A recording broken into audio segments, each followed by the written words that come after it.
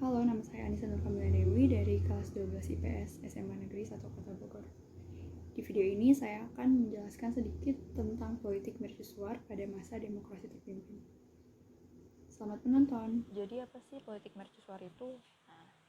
Politik mercusuar adalah proyek pembangunan nasional yang bertaraf internasional di masa Presiden Soekarno pada era demokrasi terpimpin pada rentang tahun 1959 sampai 1966. Jadi politik mercusuar merupakan proyek yang butuh biaya besar, capaiannya hingga miliar rupiah, dan dulu angka miliaran itu udah gede banget kan.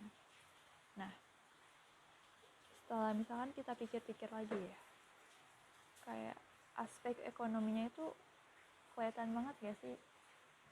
Proyek pembangunan, terus yang ngebutuhin biaya-biaya gitu. Kayak sebenarnya unsur politisnya itu di mana gitu? Kenapa dinamainnya politik mercusuar gitu? Nah, jadi pelaksanaan politik mercusuar ini sebenarnya bikin kondisi ekonomi saat itu tuh memburuk karena APBN-nya membengkak. Karena kenapa? Gak diimbangin dengan pendapatan negara. Nah, makanya proyek ini lebih ditujukan untuk kepentingan politis daripada ekonomi. Oke, mending kita bahas dulu apa sih sebenarnya tujuan dari politik mercusuar ini. Nah, yang pertama adalah untuk menjadikan Jakarta atau Indonesia sebagai penerangan negara yang sedang berkembang atau NEVO. Lalu yang kedua, untuk menunjukkan daya saing Indonesia dan mendapatkan perhatian dari negara lain bahwa Indonesia tuh bisa maju dan mampu juga. Lalu yang ketiga, pada masa itu Soekarno berharap dengan adanya politik mercusuar ini negara lain mau ikut serta menjalin hubungan persahabatan dan pembangunan. Lalu yang keempat, sebagai eksistensi Soekarno menjadi pemimpin NEVO untuk dapat dihargai dan dihormati di panggung internasional.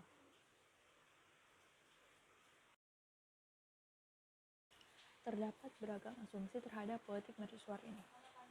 Ada yang bilang bahwa politik mercusuar ini sebenarnya tidak efektif, tapi ada juga yang bilang sebenarnya politik ini efisien. Ada yang berasumsi politik ini hanya mengejar gengsi, tapi di sisi lain memang bisa saja politik ini memperlihatkan eksistensi negara. Ada juga yang bilang bahwa politik ini hanya buang-buang duit, tapi ada juga yang bilang bahwa politik ini kenyataannya bisa memajukan pembangunan Indonesia di masa yang akan datang. Benar gak sih asumsi-asumsinya? Yuk kita lihat dulu contoh-contoh atau hasil dari politik mercusuar ini dan mungkin kamu bisa mengambil asumsimu sendiri. Yang pertama ada pembangunan Stadion Senayan. Pada 8 Februari 1960, secara resmi Presiden Soekarno meresmikan pembangunan stadion bertaraf internasional yang kini kita kenal sebagai Gelora Bung Karno, yang sampai sekarang udah beberapa kali direnovasi ya. Proyek ini dikerjakan oleh ribuan orang agar dapat mengejar target biar bisa selesai sebelum pagelaran akbar tersebut dimulai. Nah, pada tahun 1963 setelah pagelaran akbar se-Asia itu, Indonesia juga menyelenggarakan Games of New Emerging Forces atau dikenal sebagai GANEVO. GANEVO ini merupakan lomba kejuaraan di bidang olahraga, tarafnya internasional ya. Terus dia diikuti oleh sekitar 2.000 atlet yang berasal dari 48 negara yang tersebar di Asia, Afrika, Amerika Latin, dan Eropa.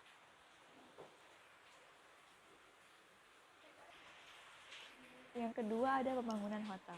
Setelah proposal penyelenggaraan Asian Games di Indonesia disetujui, Presiden Soekarno kemudian melakukan pembangunan lain sebagai pendukung.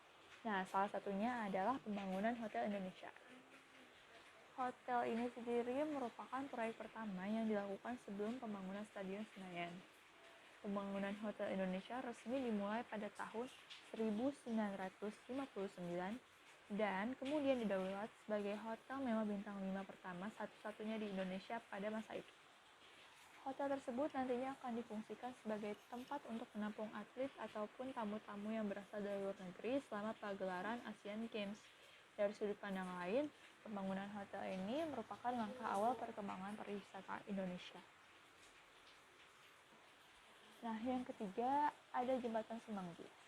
Proyek ini merupakan salah satu bangunan yang monumental dan menjadi jembatan layang pertama di Indonesia. Tujuan proyek Jembatan Semanggi ini untuk mengatur lalu lintas agar lebih baik, terutama di daerah Senayan yang saat itu makin ramai ya. Jadi berdasarkan sejarah, Jembatan Semanggi ini dapat dikatakan sebagai Cloverleaf Bridge terbesar di Asia Tenggara pada saat itu.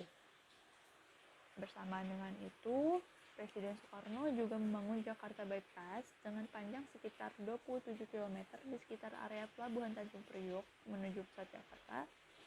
Pelebaran jalan lain juga dilakukan di sekitar Jalan Tamrin dan Sudirman guna memperlancar alur.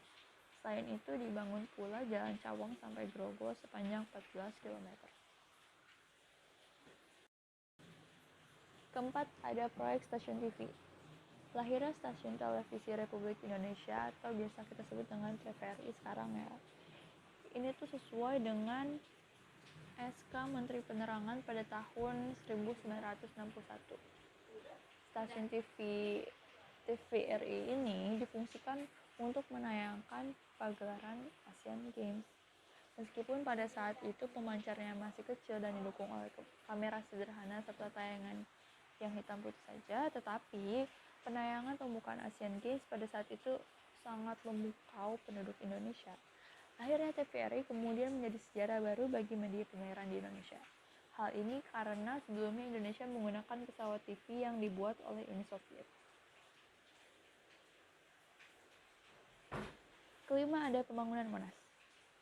Pembangunan Monas ini bertujuan untuk mengingat sejarah kemerdekaan Indonesia dan sebagai monumen kebangkitan bangsa Indonesia. Bersamaan dengan itu, Monas hingga saat ini menjadi ikon ibu kota provinsi di Indonesia. Contoh terakhir adalah pembangunan gedung untuk MPR atau DPR. Padahal nih ya, jika dilihat dari fungsinya pada masa itu, gedung MPR atau DPR belum terlalu dianggap penting karena rapat tentang pembangunan nasional diadakan dalam beberapa kali saja dalam sebulan. Bahkan jika tidak ada kondisi yang mendesak atau evaluasi dari program kerja pun tidak akan diadakan rapat. Oleh karena itu, pembangunan gedung tersebut semata-mata dianggap sebagai bentuk pemerintah bahwa mereka tuh sanggup membangun gedung-gedung yang elit untuk digunakan dalam rapat besar. Menurut saya pribadi nih ya, politik mercusuar ini tidak sepenuhnya efektif dan memang tidak bisa dibantah bahwa tujuan dalam memperlihatkan eksistensi dan gengsi negaranya sangatlah terlihat. Bahkan, proyek ini bisa juga dibilang sebagai penyebab berakhirnya demokrasi terpimpin karena membuat kondisi ekonomi negara memburuk. Tapi, jika kita lihat dari sisi baiknya bahwa benar juga perkataan yang bilang gak ada yang sia-sia dari apa yang telah terjadi. Contohnya, pembangunan hasil politik mercusuar tadi nyatanya emang benar-benar kepake kan sekarang. Kalau menurut kalian sendiri gimana?